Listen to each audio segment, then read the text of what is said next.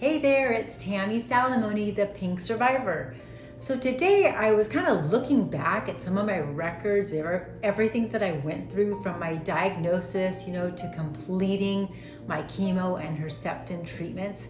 And I had over 65 doctor appointments in a very short amount of time. Most of those were in the first, I'd say 8 or 9 months of that year that I was diagnosed. So it was just so crazy to think about having that many doctor's appointments. You're talking about 1 to 2 average per week. But of course, there were some weeks where I had many more, where then maybe I'd skip maybe just one. But usually I always had at least one doctor appointment a week. Oh, and before I forget, please don't forget to like and subscribe, and thanks so much for being here and for all of your support. So yeah, I just thought, I'm sure many of you have also been in that same situation, and if you look back at how many appointments that you had, I bet you're right up there with me. Some maybe a little less and some even more, because I didn't have radiation. I also didn't have a port placement or removal. And I know that just adds on a few more surgeries and more doctor's appointments. So I thought I could also go through some of these just so you know what it was like, what I experienced, what all of us going through any kind of cancer diagnosis. Very similar. Of course, breast cancer, this is specific to breast cancer, but I bet any of you with a cancer diagnosis have had just as many appointments. So there were things like, it all started with that routine mammogram. Then it was followed up by additional images with an ultrasound. Then I was called back and I had to have, a ultrasound, another biopsy, and an MRI.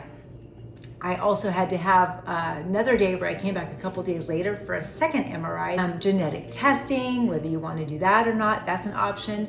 We met with the oncologist one day, and then later that day met with the radiologist. A couple days later, met with the plastic surgeon. So it was on and on. These are just a few of the appointments that I had. Then you add on the actual surgeries, reconstruction surgery.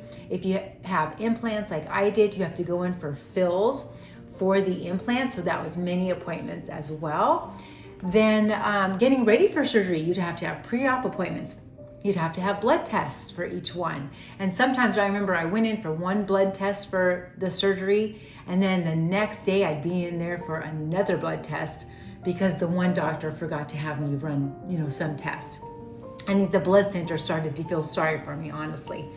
But yeah, it can be overwhelming.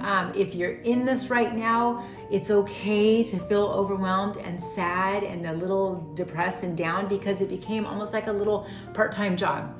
I lived over a half hour away from the breast center and my hospital that I was being treated at. So, by the time you would add in drive time and then wait time and then actually seeing the doctor, it did take up a big chunk of your day.